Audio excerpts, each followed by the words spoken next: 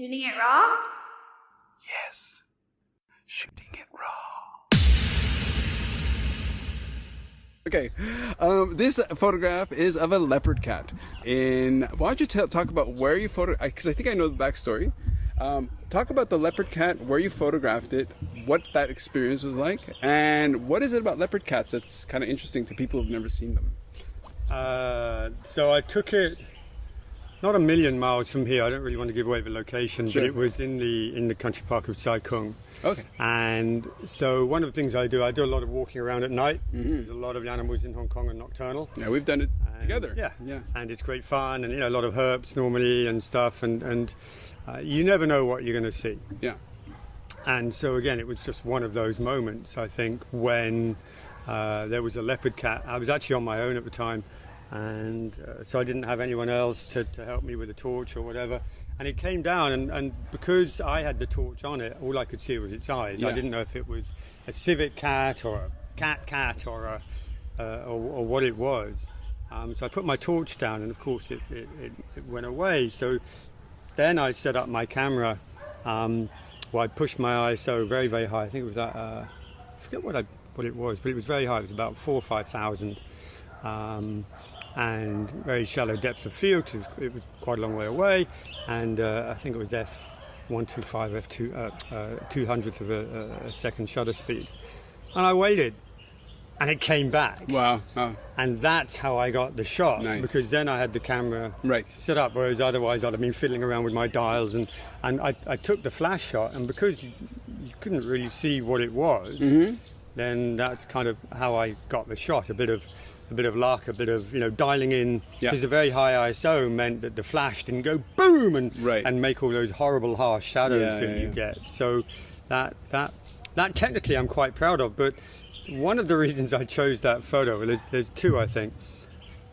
A, because what you normally try and do with wild animal photography is either you try and get a very rare species and photograph it well, or you try and find a completely new angle or a different way of looking at a common species, right? Like an egret, or everyone's seen the white egret flying across the sky. So how do you do that differently? And so why I chose this image was this, and this is what annoys me quite a lot in a way. It's quite funny.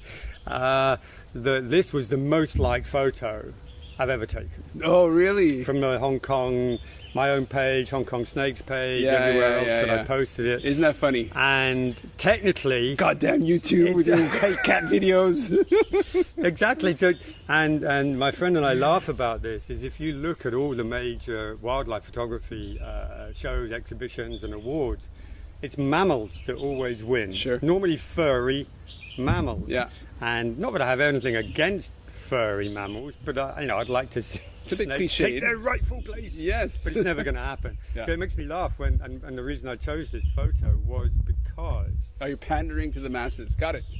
And that's when you look at, as a photographer, if you want more likes. Okay. Well, let me describe the photo. So a leopard cat is really funny because I think at the time that you made this image, in Hong Kong, somebody had seen a leopard cat in one of the parks. And they had gone into shock of some sort because they're not used to seeing wildlife, and they thought it was a real tiger. They thought it was like there used to be tigers in Hong Kong like a few hundred years ago. South Asian tiger, yeah. Right. And so a leopard cat is the size of a domesticated cat. Really pretty cat. I mean, it looks like a miniature leopard. And the AFCD, which is the AFCD is agriculture. What is it again? Fisheries conservation. So ag and fish before any conservation. Right. And so they have, in the import and export filings in Hong Kong, restrictions on bringing them in and out. Because in Mongkok, you can find leopard cats for sale. So some people have them as domestic animals. And it is something to be out in the country parks and stuff and seeing usually the eye shine from these little cats. So the image has a leopard cat looking so openly at you, and that's what's quite magical about the photograph is that so it's on the ground There's a little bit of shrub. There's a little bit behind it as well. It's just sort of sitting there looking at you like a normal cat, but it looks like a leopard. Yeah. Which is so it is a magical, but as you say, it's a heartstrings thing, I guess. Yeah, no, it's and again, I'm very proud of it as a shot. It's just it's hard to get them. They're hard to photograph. They're very hard to find. Yeah. I mean, I've seen them before. Normally I get a glimpse of a tail, or I'll see a sign of an eye, 30 or something. 30 feet or 30 meters up in the tree. Yeah. Actually, that was on a bank. It wasn't on the ground. It was up on a bank. I was actually shooting slightly up, which helped with that perception that it's looking at you. Yeah. Because instead of looking up, it's looking down. Kind of down. Yeah, so yeah, it yeah. gives more impact. Yeah. The kind of angle there. That's great. I got distracted. I forgot what I was going to say there. We can move on. Okay. Because normally I kind of go with 3 photographs, but I would, if I could, I want to highlight all your. Oh, I know what I was going to say. Okay, go ahead. We're going to talk about from my photography now. When I'm out taking pictures, I've got 2 things in mind. One is looking at the different animals to try and get really beautiful photos to show to my audience, and thinking about the books that I have coming up, hopefully, for the Hong Kong Animals, Wild Creatures, hongkong.org. So, for example, I was just out on a walk with some friends yesterday, and they wanted to run up a hill. Well, because of my accident, I can't do that anymore, and I prefer to hike rather than look at animals and run up a hill. So off they went. So I was on my own down by a stream for about an hour, and I found the demoiselles, and it's that time of year when they're mating and laying eggs. The what are they? Dragonflies. The dragonflies. Small dragonflies. Okay. They're the ones where actually the difference is their eyes don't touch. Yeah. And they're much smaller and fragile. Right. They're very beautiful. pretty, very small. Yeah. And so I thought, I'd take some pictures of them. And in my mind, I've got, like I said, I've got two ideas. One is, how can I get a really interesting picture for my blog? And the other thing always in the back of my mind is, how can I get the most amazing, exceptional picture to try and win an award? Okay. That's kind of what's in my mind at the moment. Yeah. And that happens extremely rarely. Of course. It has to be, like I said, either an iconic animal. I mean, if I could get a leopard cat playing with its kittens, sort of ka-ching, in the bag, right? But it's finding the mammals in Hong Kong is extremely difficult. Right.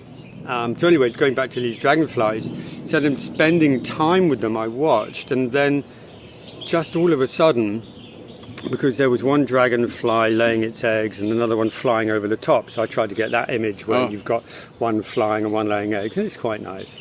And then another female landed laying its eggs in exactly the same position, but the mouth parts of these 2 dragonflies were touching. Wow. So you've got this almost mirror image. That's incredible. And I've never seen dragonflies touch their mouth parts before. So I thought, this Neither have I. So I thought, well, I mean, it's a very, very interesting image.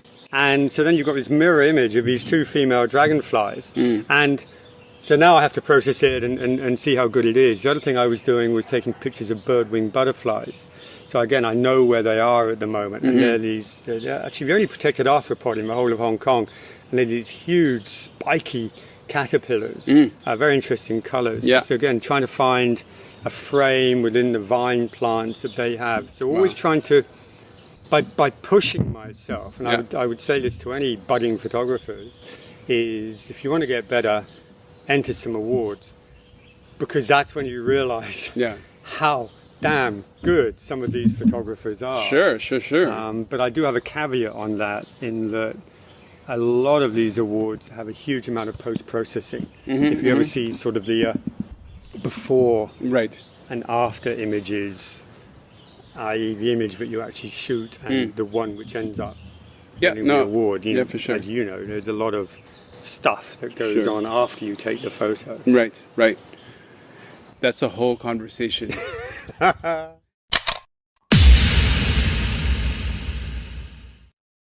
So, is life really a gift? Really? Can you make every second count?